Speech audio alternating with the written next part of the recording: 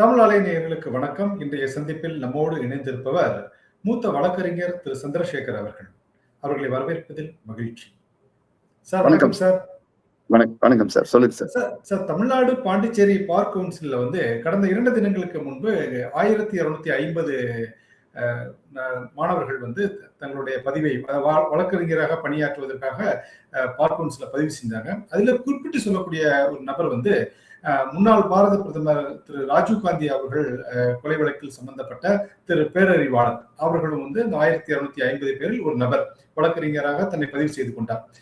இதுல என்ன குறிப்பிட்ட சொல்லக்கூடிய விஷயம் என்னன்னா சார், அவர் வழக்கறிஞராக பதிவு செய்ததற்கு காங்கிரஸ் கட்சியை சேர்ந்த நாடாளுமன்ற உறுப்பினர் திருமதி சுதா அவர்கள் கடும் எதிர்ப்பை தெரிவித்திருக்காங்க. கடும் எதிர்ப்பை தெரிவித்ததோடு மட்டுமல்லாமல் அவர் குடியரசுத் தலைவருக்கும் பாரத பிரதமருக்கும் அவரை வழக்கறிஞராக பதிவு செய்ததை கண்டனம் தெரிவித்து அவர் உடனடியாக நீக்கம் செய்ய வேண்டும் என்று கடிதம் கொடுத்திருக்கிறார். ஒரு வழக்கறிஞரா நீங்க இதை எப்படி பாக்குறீங்க சார்? இத இந்த பேரறிவாளன் என்பவர் பார் கவுன்சில்ல உரிய மனு கொடுத்து அதற்கு முன்னால் அவர் 2022 முதல் 2025 கர்நாடகா பெங்களூரில் உள்ள ஒரு B.R. அம்பேத்கர் சட்டக்கல்லூரியில் படித்து LLB பட்டம் பெற்ற பிறகு bar council entrance exam, all India bar council entrance எக்ஸாமில் தேர்வு எழுதி அதிலும் தேர்வு பெற்று அதன் பிறகுதான் இந்த வழக்கறிஞராக தமிழ்நாடு பாண்டிச்சேரி பார் கவுன்சிலில் பதிவு பண்ண வேண்டும் என்று மனு கொடுத்திருக்கிறார். மனுவை அதுல இருக்கிற அப்பாயிண்டிங் கமிட்டியில சேர்ந்தவங்க ஸ்கிரீன் பண்ணி அவரை பதிவு செய்து அவர் வழக்கறிஞராக பதிவு செய்து கொண்டுள்ளார்கள். இப்போ எலிஜிபிலிட்டி என்ற பொறுத்தவரை பார் கவுன்சில் ரூல்ஸ் என்ன சொல்வது என்றால், அவர்கள் வழக்கறிஞராக ஒரு தகுதி வாய்ந்த சட்டக்கல்லூரியில் LLB அல்லது BL பட்டம் பெற்றிருக்க வேண்டும். பிறகு ஆல் இண்டியா பார் கவுன்சிலில் தேர்வை எழுதி அதில் தேர்வு பெற்றிருக்க வேண்டும். இதுதான் பார் கவுன்சில் ரூல்ஸ். பட் அந்த பார் கவுன்சில் ரூல்ஸ் படி மட்டுமே பார்த்து ஒருவரை பண்ண முடியுமா என்பது இது ஒரு அசாதாரண ஒரு இன்ஸ்டன்ட். இதுவருடைய பின்னணி என்னன்னு பாத்தீங்கன்னா, 99ஆம் ஆண்டில் 1999 உச்ச நீதிமன்றம் அந்த ராஜீவ்காந்தி கொலை வழக்கில், அசாசினேஷன் வழக்கில் இவருடைய தூக்கு தண்டனையை உறுதி செய்துள்ளது. அதன் பிறகு அவர் ரிட் பெட்டிஷன் ஒண்ணு மெட்ராஸ் ஹைகோர்ட்ல போட்டு அதை அது பேர்ல சுப்ரீம் கோர்ட்ல அந்த மனு எடுத்து செல்லப்பட்டு 2014 தான் அவருடைய தூக்கு தண்டனை ஆயுள் தண்டனையாக கம்யூட் செய்யப்படுகிறது. இதற்கு நடுவில் அவரது தாயார் பிறகு அவருடைய ப்ரீ ரிலீஸ்க்காக மனு, ஒரு நீண்ட சட்ட போராட்டம், அப்புறம் அரசு மனுக்கள் கொடுப்பது, அதே போன்ற நிகழ்வுகள் தமிழ்நாட்டில் நடைபெற்றது. அப்போது இருக்கிற அரசாங்கம் 2019 என்று நினைக்கிறேன், அவர் கொடுத்த ஒரு மனுவில் கேபினட்டே ஒரு முடிவு பண்ணி இதை மாதிரி கவர்னருக்கு அவரை ரிலீஸ் பண்ணலாம். நீண்ட காலம் அவர் சிறையில் இருக்காரு, அவருடைய தாயாருக்கு வேறு வயது ஆகிவிட்டது, வேறு அவருக்கு சப்போர்ட் இல்லை, அதை தவிர அவருடைய ஹெல்த் கண்டிஷன்ஸும் ரொம்ப இதாக இருக்கு அப்படிங்கிறதெல்லாம் கன்சிடர் பண்ணி கேபினட் 2019 இவருக்கு தமிழக ஆளுநருக்கு அனுப்புறாங்க. அந்த ஆளுநர் அவர் 161 அவருக்கு ஒரு பவர்ஸ் இருக்கு. அந்த பவர்ஸை வச்சு ப்ரீ ரிலீஸ் பண்ணுறதுக்கு அவருக்கு பவர்ஸ் இருக்கு. ஆனா அதை பயன்படுத்தாம நீண்ட காலம் அதை காலதாமதம் செய்து அதன் பிறகு அவர் ஜனாதிபதிக்கு அதை ரெஃபர் செய்கிறார். இது பிறகு திரும்பவும் பேரறிவாளன் சார்பில் ஒரு ரிட் மனு ஒண்ணு சென்னை உயர்நீதிமன்றத்தில் தாக்கல் செய்யப்படுகிறது. அந்த ரிட் மனுவை சுப்ரீம் கோர்ட்டுக்கு டிரான்ஸ்பர் செய்யப்பட்டு அதில் ஃபுல் பெஞ்ச் நீதி அரசர்கள் நாகேஸ்வர் ராவ், போப்பண்ணா மற்றும் PR கவாய், பின்னிட்டு சீஃப் ஜஸ்டிஸா வந்தவர், அவர் எல்லாம் 3 நபர் ஃபுல் பெஞ்சில் அது வருது. அவங்க என்ன ஒரு ரிலீஸ் பண்ணதுல 142ல அவங்களுக்கு பவர்ஸை வச்சு ஆர்டிகிள்ல ரிலீஸ் பண்றாங்க. என்ன காரணம் முக்கியமா சொல்றாங்கன்னா, ஆர்டிகிள் 161 படி கவர்னர் அந்த மனுவை பல காலம் தாமதமாக அதை கன்சிடரே பண்ணாம வச்சிருக்கிறதே ஒரு காரணமாக காட்டி இமீடியட்டா ரிலீஸ் பண்ணுங்க அப்படின்னு சொல்லிட்டு ரிலீஸ் பண்ணிடுறாங்க. சோ இதுல இருந்து நமக்கு இந்த நிகழ்வுல இருந்து நமக்கு தெரிவது என்பது என்றால், அவர் குற்றவாளி என்று தீர்ப்பளித்து அந்த அவருடைய மரண தண்டனையும் உச்ச நீதிமன்றத்தால் ஊர்ஜிதம் செய்யப்பட்ட பிறகு ஆயுள் தண்டனையா மாற்றப்பட்டுதான் இருக்கிறதே தவிர அவர் குற்றவாளி அல்ல, நிரபராதி என்று எந்த கோர்ட்டிலும் சொல்லவில்லை. அவரோட தண்டனை பீரியடு தான் ரிலீஸ் பண்ணி வெளியில வந்திருக்கிறாரு. இதுல இருந்து இதுதான் தெரியுது. சோ இந்த மாதிரி ஒரு பின்புலம் உள்ளவர்களை நாம் பார் கவுன்சிலில் அவர் எலிஜிபிலிட்டி இருந்தாலும் பண்ணலாமா வேணாமாங்கிறது தான் நம்ம நாடாளுமன்ற உறுப்பினர் எழுப்பி இருக்கும் ஆட்சேபனையாக நான் தெரிந்து கொள்கிறேன். பட் இந்த மாதிரி ஒரு ஒரு ஒரு விஷயத்துக்கும் நம்ம இந்த மாதிரி ஒரு முன் உதாரணம் உண்டுன்னா இதுக்கெல்லாம் முன் உதாரணமே கிடையாதுங்க.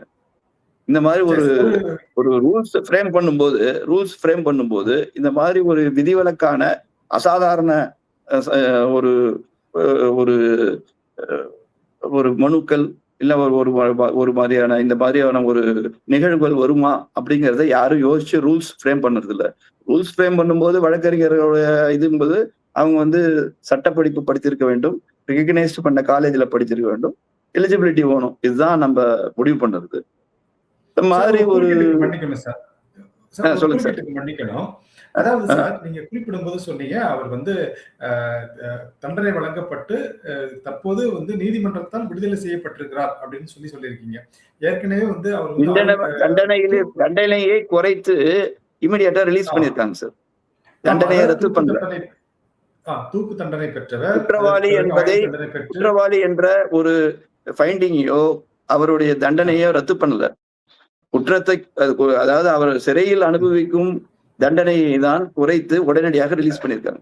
அதுல ஒரு சின்ன வித்தியாசத்துக்காக நான் சொல்றேன். அவருடைய ஆயுள் தண்டனை ஓகே சார். அதாவது அவர் ஆயுள் தண்டனையை 30 ஆண்டு காலம் முடித்து அவர் விடுதலை செய்யப்பட்டிருக்கிறார். 32 வருடம், குறிப்பா 18/5/2022 தான் உச்ச நீதிமன்றம் அவருக்கு அந்த தீர்ப்பை வழங்கிடுச்சு. அப்போ 32 வருடம் அவர் சிறையில இருந்திருக்காரு. அதை அவங்க கருத்தில் கொண்டு அந்த 32 வருடம் அவர் சிறையில் அனுபவித்து விட்டார் என்பதை கருத்தில் கொண்டு நீங்க இமிடியேட்டா ரிலீஸ் பண்ணுங்க.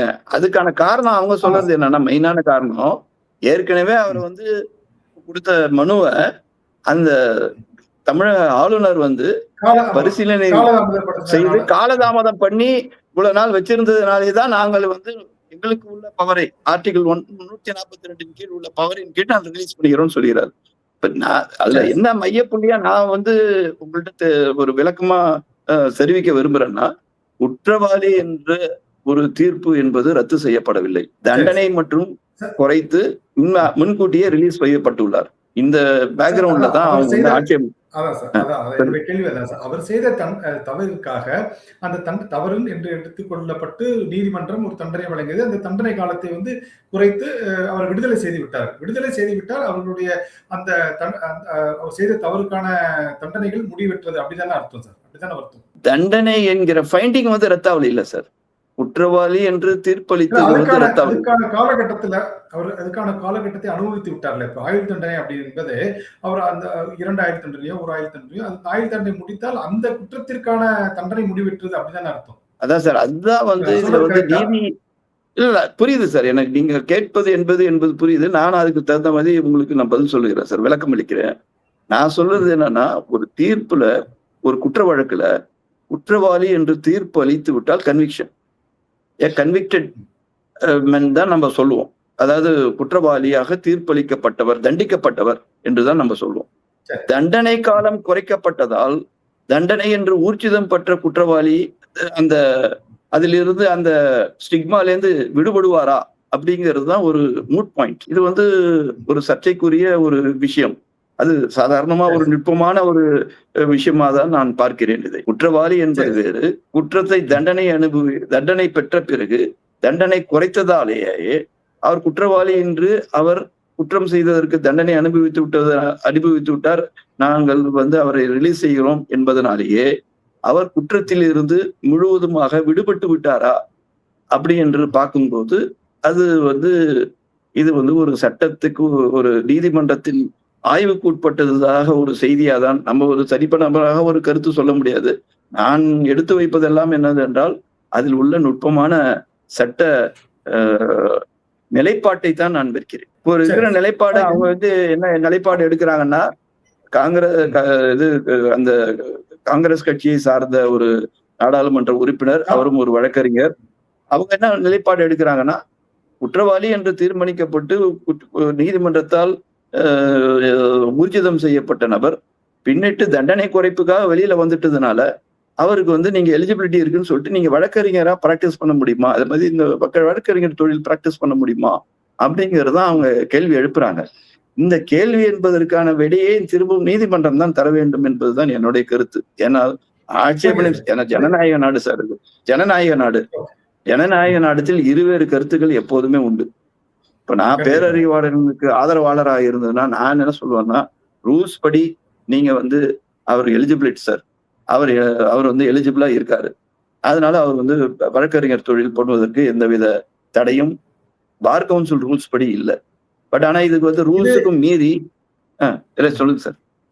இதே கருத்தை தான் தமிழ்நாடு பாண்டிச்சேரி பார் கவுன்சிலுடைய பதிவுத்துறைக்கு தலைவராக இருக்கக்கூடிய திரு கே பாலு அவர்கள் சொல்லியிருந்தார். ஒரு பத்திரிகையாளர் சந்திப்பில் அவர் குறிப்பிட்டிருந்தாரு, சட்ட விதிமுறைகளுக்கு உட்பட்டுத்தான் திரு பேரறிவாளன் அவர்கள் வழக்கறிஞர் ஆவதற்கு பதிவு செய்யப்பட்டுள்ளார் அப்படின்னு சொல்லி ஒரு பேட்டியில குறிப்பிட்டிருக்காரு. அவர் பார் கவுன்சில் உறுப்பினர், அவர் அந்த அப்பாயின்மெண்ட் கமிட்டியில இருக்காரு. அவர் சகோதரர் பாலு, வழக்கறிஞர் பாலு அவர்கள் சொன்ன கருத்து அந்த விதியில என்ன இருக்கோ அதை சொல்றாரு அவர். மற்றபடி அவர் இப்போ இவங்க நாடாளுமன்ற உறுப்பினர் ஏற்படுத்திய சர்ச்சைக்குள்ளார அவர் போக விரும்பல. அவர் அந்த எலிஜிபிலிட்டி, ஏன்னா பார் கவுன்சில் ரூல்ஸ்ல அவங்களுக்கு எலிஜிபிளா இருக்குங்கிறத நாங்க கன்சிடர் பண்றோம், நாங்க எடுத்துக்கிறோம். ஆனா இப்ப நாடாளுமன்ற உறுப்பினர் திருமதி சுதா அவர்கள் எடுத்து வைத்திருக்கும் கருத்து என்பது இந்த மாதிரி அவர் உச்ச நீதிமன்றத்துல அவருடைய தூக்கு தண்டனையே உறுதி செய்யப்பட்டு பின்னிட்டு தான் அவருடைய தண்டனை குறைப்பாக தான் பார்க்கப்பட்டு பட வேண்டுமே தவிர அவர் குற்றவாளி அல்ல, நிரபராதி என்ற போர்வையில் நம்ம எடுத்துக்கொள்ளக்கூடாது. அதனால அப்பேற்பட்ட நபர் அந்த மாதிரி அதாவது ராஜீவ்காந்தி கொலை வழக்கு என்பது மிகவும் சென்சிட்டிவான கொலை வழக்கு, நாட்டின் முன்னாள் பிரதமர் சம்பந்தப்பட்ட வழக்கு. அந்த கொலை வழக்கில் சம்பந்தப்பட்ட குற்றவாளியாக இன்று தீர்மானிக்கப்பட்ட நபர் நாங்களே இருப்போம்னு சொல்லிட்டு அவங்க கட்சி சார்பா அவங்க அதுக்கு ஆட்சேபனை தெரிவிக்கிறாங்க. நான் சொல்வது, நான் ஏற்கனவே நீங்க கேள்வி கேட்பதற்கு முன் சென்ற கருத்தை தான் நான் சொல்கிறேன். இது ஒரு ஜனநாயக நாடு. ஜனநாயக நாட்டில் ஒரு சாரார் ஒரு கருத்தை ஆதரித்தும் ஒரு கருத்தை எதிர்த்தும் கருத்து சொல்வது இயல்பு. அது கோர்ட்டுக்கு வெளியில் நடைபெறுவது. பொது பப்ளிக் டொமைன்ல இத மாதிரி ஒரு விவாதம் ஏற்பட்டா அதான் அவங்க இஷ்டத்துக்கு அவங்க கருத்து சொல்லுவாங்க, அது வேற விஷயம். பட் நான் ஒரு வழக்கறிஞரை நான் என்ன பாக்குறேன்னா, இந்த மாதிரி ஒரு முன்னுதாரணம் இல்லாத ஒரு நிகழ்வுல திரும்பவும் உயர் நீதிமன்றமோ அந்த கான்ஸ்டிடியூஷனல் கோர்ட்டு தான் இந்த மாதிரி இதுக்கெல்லாம் நிர்ணயம் பண்ண முடியுங்கிறது என்னுடைய ஒரு முதன்மை கருத்து. ஏன் இதை நான் சொல்றேன்னா, சமகாலத்துல நீங்க ஒரு நீதிமன்றத்தால் ஒரு அமைச்சர் தண்டிக்கப்படுகிறார். அந்த தண்டிக்கப்படும் போது அந்த தண்டனையை கன்விக்ஷனை நிறுத்துறாங்க. இது ராகுல் காந்தி வழக்குல கூட நடந்தது. அவர் பாராளுமன்ற உறுப்பினராக இருக்கும்போது ஒரு செஷன்ஸ் கோர்ட்ல ஒரு தண்டனை டெஃபமேஷன் கேஸ்ல அவருக்கு அது அப்புறம் தண்டனையை நிறுத்தி வைக்கிறார். இல்லைன்னா தண்டனையை நிறுத்தி வைக்கிறாங்க. அதே மாதிரி இந்த லட்சதீபோட எம்பி கூட அதே மாதிரி ஒரு வழக்குல குற்றவாளி என்று இருக்கிறார். அந்த குற்றத்தை ஸ்டே ஆஃப் சென்டென்ஸ் வேற, ஸ்டே ஆஃப் கன்விக்ஷன் வேற. இந்த ரெண்டு லட்சதீப் எம்பியோட வழக்கிலையும் ராகுல் காந்தி அவர்கள் வழக்கிலையும் அந்த கன்விக்ஷனை நிறுத்தி வைக்கிறாங்க. அதே மாதிரிதான் நமது தமிழக அமைச்சர் ஒருவர் தண்டனை பெற்ற போது அந்த கன்விக்ஷனை நிறுத்தி வச்சுட்டாங்க. நிறுத்தி வைத்த பிறகு அவரை மீண்டும் அவர் அமைச்சராக பரிந்துரை செய்கிறார். அது முதலமைச்சருடைய பெராகேட்டிவ்ல வர விஷயம். யார் அமைச்சராக்கணும், யார் அமைச்சராக்க கூடாது அப்படிங்கிறது தமிழக முதல்வர் அவர் தான் முடிவு பண்ணணும். அதனால அவர் என்ன செய்யறாருன்னா, நான் அந்த கன்விக்ஷனை நிறுத்தி வச்சதுனால திரும்பவும் அவர் மந்திரியாக பதவியேற்க வேண்டும் அப்படின்னு சொல்றார். இதுல ஒரு விவாத பொருள் என்னன்னா, அவர் மேல்முறையீடு செய்து அவர் அந்த கன்விக்ஷனை தான் மட்டும் நிறுத்தி வச்சிருக்காங்க, ஸ்டே ஆஃப் கன்விக்ஷனை தான் நிறுத்தி வச்சிருக்காங்களே தவிர அவர் குற்றவாளி அல்ல என்று நிரபராதி என்று தீர்ப்பளிக்கவில்லை மேல்முறையீடு நீதிமன்றம். இருந்தாலும் அவர் கன்விக்ஷன், ஸ்டே ஆஃப் கன்விக்ஷன் ஆயிடுச்சு அப்படின்னு சொல்லிட்டு உச்ச நீதிமன்றத்தை அணுகிறாரு. உச்ச நீதிமன்றம் என்ன சொல்லுது, கவர்னர் நீங்க நிறுத்தக்கூடாது, நீங்க முதலமைச்சருடைய ரெக்கமெண்டேஷன் படி அவரை நீங்க பதிவேற்க சொல்லணும் அப்படின்னு சொல்லி அவங்க சொல்றாங்க. ஸோ இது எல்லாமே வந்து என்னன்னா ஒரு தேவை ஒரு ஒரு கான்ட்ராவர்ஷியலான ஒரு பாயிண்ட், ஒரு மூட் பாயிண்ட்லயே போயிட்டு இருக்கு. அதாவது குற்றவாளி என்று தீர்மானித்தால் இந்த மாதிரி கான்ஸ்டிடியூஷன் ஃப்ரேம் பண்ணும்போது நாம வந்து இந்த மாதிரி ஒரு குற்ற வழக்குல தண்டனை பெற்றவரை ஒரு முதலமைச்சர் வந்து திரும்பவும் வந்து சிபாரிசு பண்ணுவாரா அப்படிங்கறதெல்லாம் அந்த கான்ஸ்டிடியூஷனல் அம்பேத்கர் வந்து டிஸ்கஸ் பண்ணும்போது யோசிக்கவே இல்லை. இந்த மாதிரி ஒரு நிகழ்வு வருங்கிறதெல்லாம் அவங்க யோசிக்கவே இல்லை. ஆனால் இப்போது சமகாலத்துல இந்த மாதிரி ஒரு தண்டனை பெற்ற நபர் வந்து திரும்பவும் வந்து மந்திரி ஒரு மாநிலத்தின் மந்திரியாக இருக்க வேண்டும் என்று ஒரு முதலமைச்சர் ரெக்கமெண்ட் பண்ணுவது என்பது அது ஒரு விவாதத்துக்குரிய ஒரு விஷயமாக பார்க்கப்படுகிறது. சட்டத்துக்கு உட்படுது, எலிஜிபிலிட்டி இருக்குது. முதலமைச்சர் ரெக்கமெண்ட் பண்ணா யாரை வேணாலும் மந்திரி ஆக்கலாங்கிற ஒரு நிலைப்பாடு சட்டத்துல இருக்குது. அதனால ஆனா அந்த மாதிரி பண்ணினா அது வந்து ஒரு தவறான முன்னுதாரணமா ஆயிட போகுது.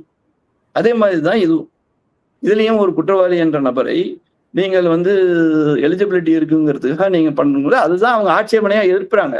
அது ஆட்சேபனை ஒரு விவாத பொருளா தான் இருக்க முடியுமே தவிர இந்த விவாதத்துக்கெல்லாம் முற்றுப்புள்ளி வைக்கணும்னா திரும்பவும் நீதிமன்றம் தான் இதில் ஒரு தெளிவான கருத்தை தெரிவிக்க வேண்டும்.